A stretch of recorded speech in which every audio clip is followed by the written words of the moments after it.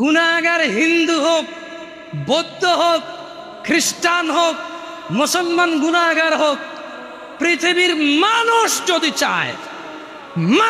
যদি চায় তার গুনাহকে নেকিতে পরিবর্তন করবে। ও যেই ধর্মেরই হোক না কেন, যেই দিনেরই হোক না কেন, সেম প্রসেস শিখাই দেব, জানাই দেব যে হিন্দু লোকটা যদি তার শিরকের গুনাহকে নেকিতে পরিবর্তন করতে চায়, ওই যে লোকটা যে আল্লাহর সাথে শিরক করে নিজেকে মুসলমান বলে মাজারে গিয়ে চিন্তা দেয়, ওই যে লোকটা নিজেকে মুসলিম বলে আল্লাহ ব্যতীত অন্য কারোর জন্য জবেহ করে, এই লোকগুলো তাদের গুনাহগুলোকে কিভাবে নেকিতে পরিবর্তন করবে শিখাই দেব। ইল্লা মান তাব, এ হলো মানুষ, এ হলো কি মানুষ, ওর ধর্ম যেটাই হোক। সে বলল যে সে কি বলল, সে প্রথমে আল্লাহর দিকে আসলো, এসে বলল যে আল্লাহ আমি অন্যায় করেছি। এবার অন্যায় যদি আল্লাহর শিরক হয় তাহলে বলবো যে শিরক করেছি অন্যায়, যদি জানা হয় তাহলে বলবো জানা করেছি অন্যায়, মদ হলে বলবে মদ করেছি অন্যায়। বুঝলেন কথা?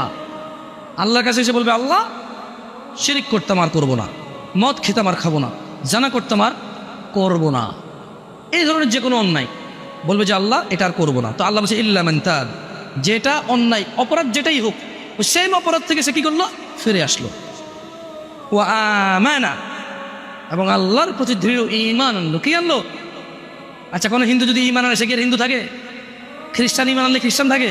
দেখছেন, এই অফারটা কিন্তু বিশাল অফার। সুবহানাল্লাহ, আল্লাহর উদারতাই এমন। সুবহানাল্লাহ, আল্লাহুম্মা ইন্না নাসআলুকাল জান্নাহ ইয়া আল্লাহ। তো ওয়া আমানা, ঈমান আনলো, ঈমান আনার পর কি করতে হবে? একটা কাজ, ওয়া আমিলা আমালান সালিহা, সৎকর্ম করবে। কি কর্ম করবে? অপরাধ যা করছে তো করে ফেলছে, এখন সৎকর্ম করবে।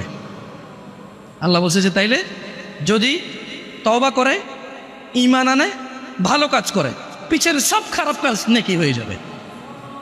এটা হচ্ছে কেমন অফার? আমি উদাহরণ দিতে গিয়ে বলি, যদিও উদাহরণটা খুবই তুচ্ছ এবং জীবনে এই অফার জীবনে পাওয়া যাবে না। এই একজন লোকের কাছে জাল টাকা আছে, সরকার হঠাৎ করে বললো যে তোমাদের কাছে যত জাল টাকা আছে আচ্ছা সারেন্ডার করো, আর বানাবা না, এটাই শেষ, আর বানাবা না, এই সবগুলো টাকা নিয়ে আসো, যত টাকা আনবা অত টাকা আমি আসল টাকা দিয়ে দেব। বুঝেন না কথা? এর চেয়ে তো বিশাল অফার। এটা কি হবে? সরকার টিকবে? মানুষ একে তো জাল টাকা বানায়, সে চিন্তা করবে অফার কত দিনের। সরকার যদি বলে যে 1 মাস সুযোগ, সে ওই 1 মাসে চিন্তা করবে মেশিন কই পাওয়া হয়, যেহেতু জাল টাকা দিলে আসল টাকা দিলে। উল্টা বাংলাদেশের যত মানুষ জাল টাকা বানানো, সবাই জাল টাকা বানানো শুরু করে দিলে। বোঝেন না কথা? তো আপনারা আবার গুনাহকে নেকিতে পরিবর্তন করতে যাইয়া যাদের গুনাহ নাই চিন্তা করে না যে আগে গুনাহ করে ফেলি, তাহলে নামাজ পড়তেছি সওয়াব, গুনাহ করতেছি ওটাও সওয়াব হয়ে যাবে, ডাবল ডাবল সওয়াব। এরকম চিন্তা করেন না। কেন করেন না? কারণ সরকারের অফার 1 মাসের, কিয়ামত কবে হবে আমরা জানি না। মোটামুটি এটা তো আন্দাজ, আল্লাহ মাফ করুক, 1 মাসের ভিতরে হয়ে যাবে এরকম তো জানি না। কারণ আলামত যেগুলো আল্লাহ নবী বলে গেছে এখনো বাকি আছে। এখনো কি মানে ওই সূত্র থেকে যে নলেজ সোর্স পাওয়া যায় এখনো মোটামুটি অজানাই আমাদের, কি এবং আন্দাজের বাইরে কত দিন পরে কিয়ামত হবে এখনো আমাদের কি, যত ওয়াজ মাহফিল শুনেন অমুক কিয়ামত হয়ে যাবে অমুক, এগুলো আসলে সঠিক না। এখনো যে আলামতের কথা আছে আন্দাজের বাইরে। কিসের বাইরে?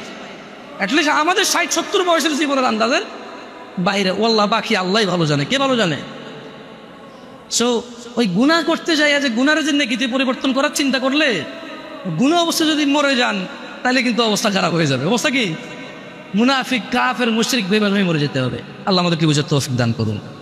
ইন্নাল্লাহা ওয়া মালাইকাতাহু ইউসাল্লুনা আলান নবী ইয়া আইয়ুহাল্লাযীনা আমানু সাল্লু আলাইহি ওয়া সাল্লিমু তাসলিমান কাসীরা।